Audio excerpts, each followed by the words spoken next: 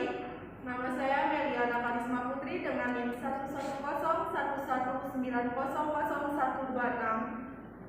Baik, langsung saja saya akan menjelaskan tentang sejarah, profil usaha beserta visi dan misi usaha Bakso Kepala Sapi Serang. Nah, usaha Bakso Kepala Sapi Serang ini dirintis atau dimulai pada tahun 2003 dan profil usaha, nama usahanya yaitu Bakso Kepala Sapi Serang dengan jenis usaha makanan. Nama pemilik Alim Sumantri dengan nomor telepon 0878 7195 3596. Lalu kami juga kemarin sudah mewawancarai Pak Halim dengan tempat tanggal lahir Pandeglang 14 Juli 1989 yang beralamatkan Jalan Kiai Haji Abdul Fatah Hasan nomor 26 Sumur Pecung, Kecamatan Serang, Kota Serang, Banten 42118.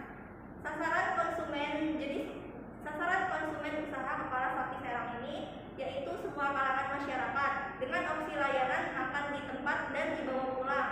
Lalu jam operasi usaha Bakso Kepala Sapi Serang ini dibuka dari mulai hari Senin sampai Minggu dari jam 11 siang sampai jam 9 malam.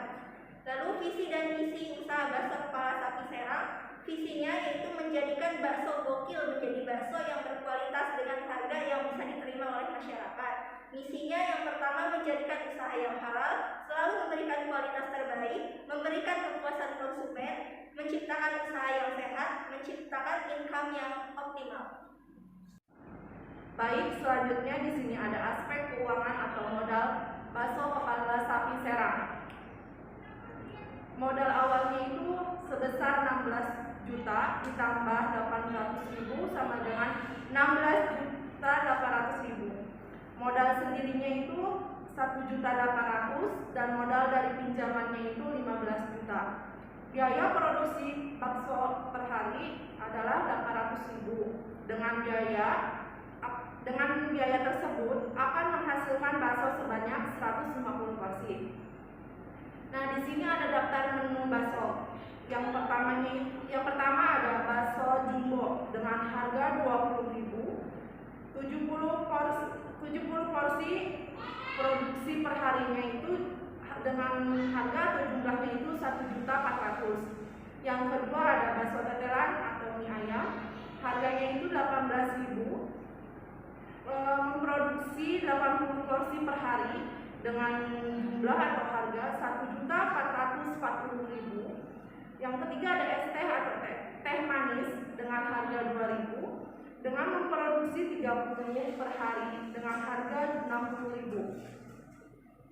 Di sini ada es jeruk dengan harga 4.000, memproduksi 20 per hari dengan jumlah 80.000.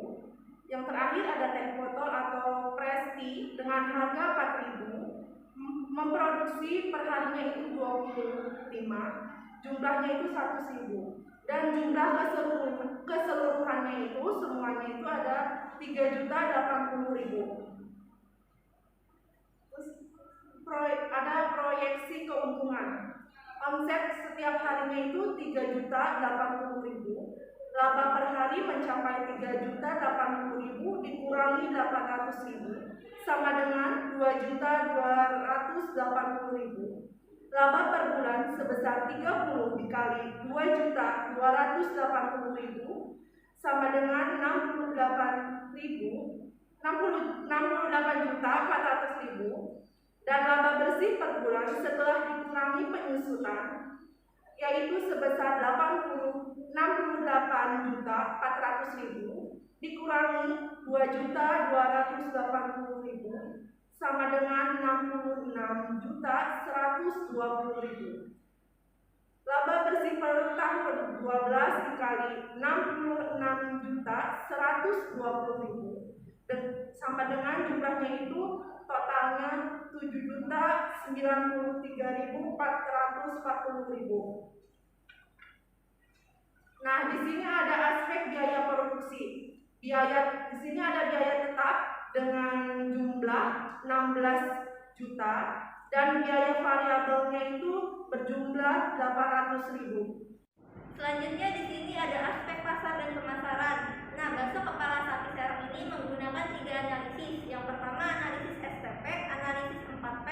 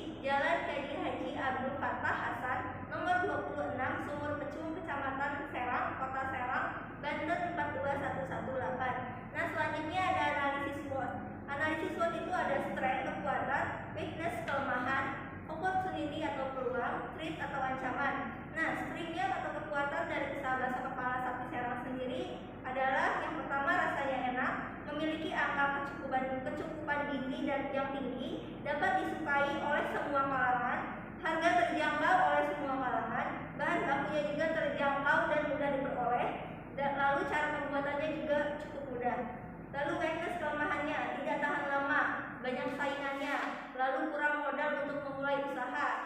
Lalu selanjutnya harga bahan baku yang tidak stabil. Lalu ada opportunity atau peluang. Nah, peluangnya itu penjual bakso kepala sapi ini memiliki peluang yang cukup besar karena selain memiliki cita rasa yang enak, juga memiliki kandungan gizi yang memadai. Lalu peluang yang selanjutnya adalah memiliki lokasi yang strategis karena terletak di pusat keramaian. Selanjutnya ada threat atau ancaman. Nah, ancaman ini banyak sekali ya. Yang pertama itu banyak memiliki pesaing selain dari pedagang mie ayam lain sendiri juga dari pesaing makanan sejenis seperti bakso atau soto yang lainnya juga. Lalu dalam memproduksi bakso kepala sapi ini memungkinkan pihak lain mencuri resep juga kan, ataupun ide usaha yang telah dikembangkan oleh si pengusaha tersebut.